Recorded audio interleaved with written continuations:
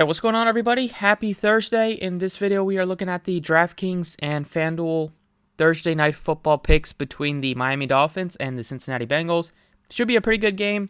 Looks like Tua's going to give it a go. He plans to play. So that was the biggest piece of news we're waiting on. We also have Jalen Waddle questionable, but we'll see. I expect him to play as well. We'll get that news with plenty of time left before the game starts. Let's go ahead and get into the video. As always, if you enjoy the content, appreciate it if you hit the like button for me. Subscribe if you haven't already. Last few showdowns have been well, so keep it going tonight. Check out the website, check out Twitter down below in the description if you want to join. And let's get started. So, start by looking at some of the snap counts at the major positions here. Wide receivers for the Bengals in week 2.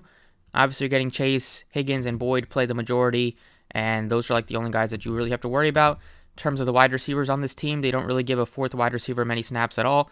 You got Morgan playing a few, played 6. Thomas played a few, played 13. But Boyd did leave the game for a little bit. Higgins left the game for a little bit, so that contributed. And then at the end, they kind of didn't really need to play their guys too much, just because of, I know P. Ryan got a lot of snaps in that game. Mixon wasn't playing great, but also they were up comfortably against the Jets, and having a short week, I'm sure they wanted to give some of their guys some rest at the end. So that's the wide receiver position. The tight ends also, you had Hayden Hurst become a bit banged up in week 3, so he played just 38% of snaps. But typically he's going to play the lion's share, and Wilcox is not going to play over 50%. Normally he's going to play like 80 like he did in week 2 or in week 1. So that's something to monitor. He didn't have a good game last week, but the snap counts weren't there, and he was banged up a bit. And then running backs is mainly going to be mixing with P. Ryan mixing in a bit. P. Ryan got more snaps last week just with Mixon struggling a little bit, and then just the way the game went. Now we look at the Dolphins. They are a little bit more interesting because they kind of split the running back carries between 2 guys. They have a couple of tight ends that they play with Smythe and Gesicki. Smythe's been playing a bit more. In week 1, he played 63. Gesicki played 42. In week number 2, Gesicki outplayed him with 62 compared to 49. And then last week, you saw, once again, Smythe play a good amount. He played 74, and Gesicki played 40. Smythe's a good blocker. He can catch a couple passes a game. He's cheap on Draftkings. Wanted to give him a shot, but Gesicki is still your better pass-catching option. He's in there mainly on passing downs. Not the best blocker. That's why they have Smythe playing more. If you look at the running backs, it's still, even though Edmonds had a great game last week with 2 rushing touchdowns on less than 10 carries, he had 8 carries. It's still been, Mostert has been playing a bit more. It's pretty close, almost 50-50, 56-44 for them last week. If you look at week 2, also pretty similar, 55-51. You got a couple snaps with them on the field together. And then looking at their wide receiver position for the Dolphins, Wilson, who they acquired in the offseason, has been banged up a bit, dealing with multiple injuries. So he's played just a handful of snaps. He played just 12. But one piece of news is that Craycraft was sent back down to the practice squad, so you probably expect Wilson to be healthy for this game, even though he's currently listed as questionable. And then you can also see that Trent Sherfield is playing a good amount for them as well, and you can maybe expect him to be that him and Wilson to split that wide receiver 3 and 4 role.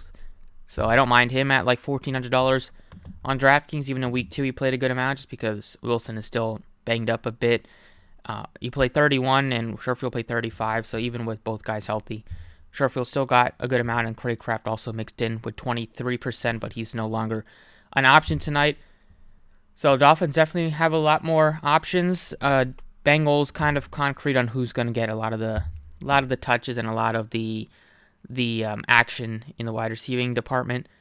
So looking at a few builds here, if we look at just the lineup overall, the pricing overall, we got Chase as your most expensive guy, is $11K, followed by Tyreek Hill. I like Hill. He's already come out and said he wants to kind of he's going up against Eli Apple, who they got some beef, so he wants to kind of destroy him. And with Waddle being big questionable, I could see Hill having a huge game. He's definitely dependent on how the game goes, but coming off just 4 targets last week, they still ended up winning the game, which was a bit surprising, but Hill is going to be involved, and if they do end up losing or trailing in this game, they're going to have to resort to the passing game, and Hill's going to be the main guy, him and Waddle. If Waddle looks hopefully able to give it a go, He had another 100+ yard game last week and been a pretty good force in the red zone situations as well. He's been one of the most heavily targeted wide receivers in the NFL in the red zone. So both guys are appealing. Right now I lean to Hill just because he's not banged up and he's going up against Eli Apple, who should have great advantage over. The quarterbacks are cheaper than these guys, so usually I do like to get to the quarterbacks if I can, and with them being cheaper, I like to get to both of these guys, especially Joe Burrow against a Miami pass defense and the fact that he's at home. Mixon is 9K. Now, he's been like minus money to score a touchdown in each of the 3 weeks, and he hasn't come through. Been a bit of a struggle for him. He's averaging 2, 3, and 3 yards per rush in the first 3 weeks. He's salvaged it a little bit in week 1 with the passing game. He's still getting the targets out of the backfield, so he's somewhat appealing there, but I'd rather get up to the wide receivers than get up to the quarterbacks, I think, even though Mixon is pretty appropriately priced. And then I do like Tyler Boyd a good amount. I'm not interested in Pirine at all. I like Higgins and Boyd as some cheaper wide receivers with a lot of upside. Like Higgins got off to a great start, then he got hit in the head pretty hard, or he hit his head pretty hard on the ground, and then he had to get a concussion test. He ended up returning, but still, it's not gonna get hit in the head that hard. It's gonna be difficult to kind of play how he was, and he was on track for a 100+ yard game early in that one. Just fell short with 93, but against Miami, he looks awesome. And then Tyler Boyd also plays like 80+% of snaps. Him, Chase, and Higgins, they take all the wide receiver snaps, and at 7K, a guy that is very cheap and will be running a lot of routes. I have a lot of interest there. Chase Edmonds, $6,200. He got 2 rushing touchdowns on just 6 carries last week. Still doesn't always mean that he's going to get those red zone touches. I feel like Mostert is still the bigger back, and you probably can mix in if needed, but Mostert was just having a tough game.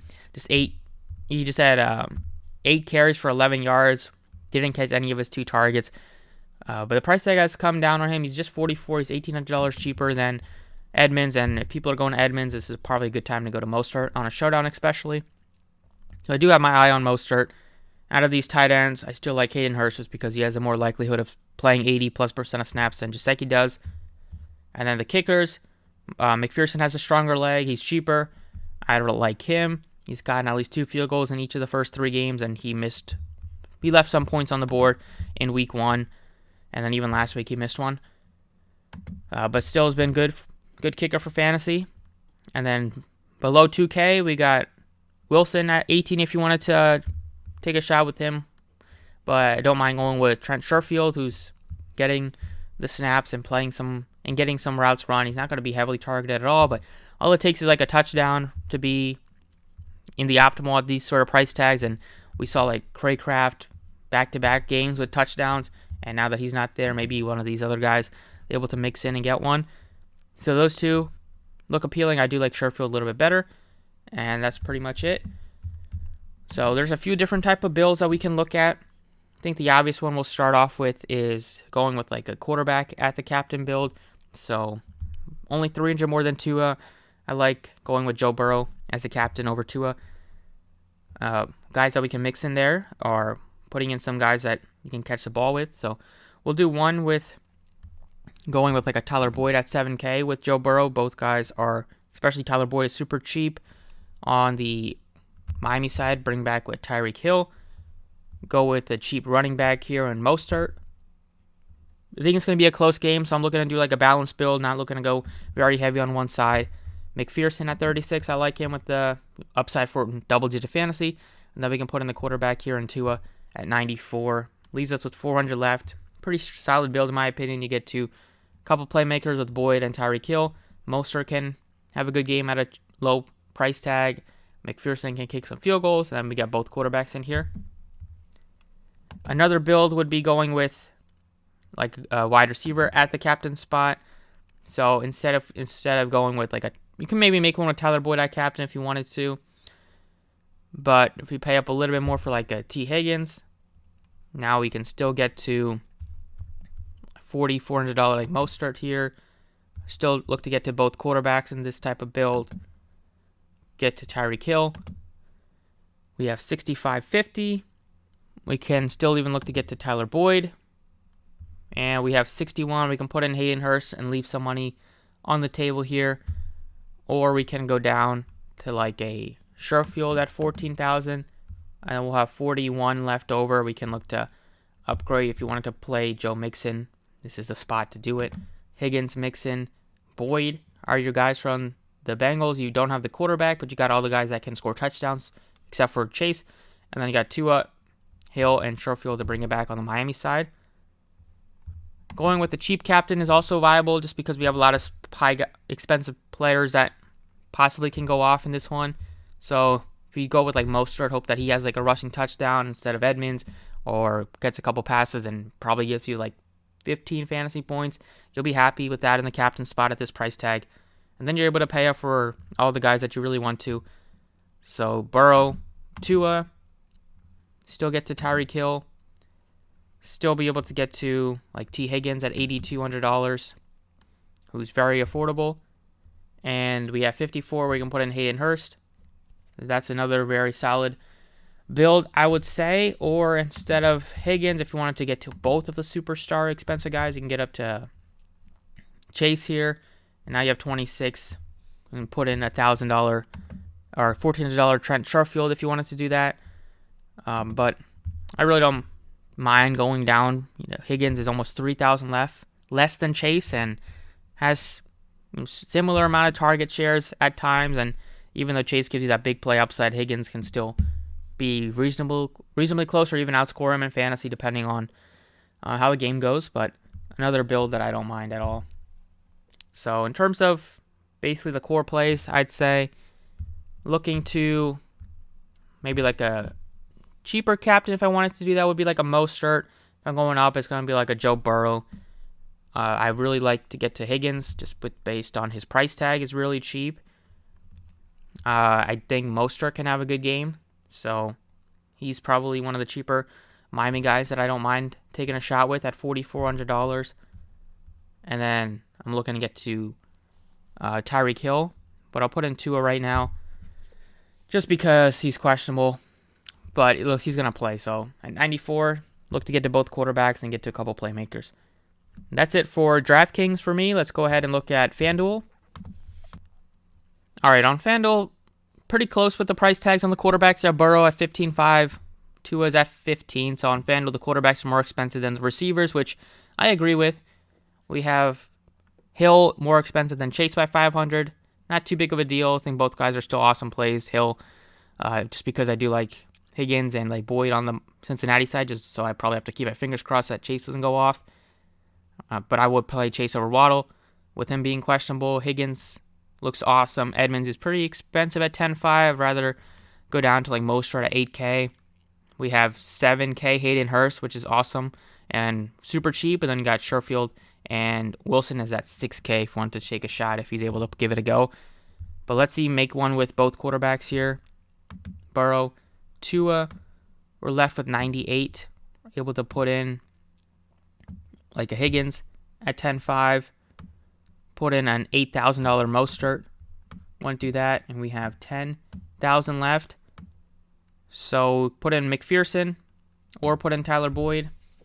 Tyler Boyd probably looks better, so this will probably be popular build, but it looks like one that probably should cash in at least double ups in cash games, and depending on how many people play the same lineup in GPPs, I think it still has upside. You can make some changes by putting in like McPherson instead of Boyd. Hope that he has some long field goals. And we didn't even put in Hayden Hurst, so we can still look to get to him over Mostert if you wanted to, and then you have 11,000. But I don't really mind this type of build at all. Let's see, if we put in Hayden Hurst at 7,000 instead of Boyd, that'll free us with $3,000 left. So we can, instead of Mostert, we'll have 11,000 to get to. Maybe get to Edmonds, but that would be kind of contrarian for GPPs. I'd say just the price tag is kind of high for me. Boyd is at 10K, so you're not really doing anything there. You would be able to upgrade from Higgins, I would say. Higgins, 14.5 to put in like a Tyreek Hill. So there are some ways to go, but in terms of the main pieces, it's going to be Burrow, Tua, and even though I put in Hill here, I still think that just based on the price tag, Higgins is going to be a guy I will be trying to get to. So these three on FanDuel will probably start it off with. But that's about it for the Showdown video. Hope you guys enjoyed. Let me know if you have any questions. Thank you for watching. Best of luck, and I will see you all next time.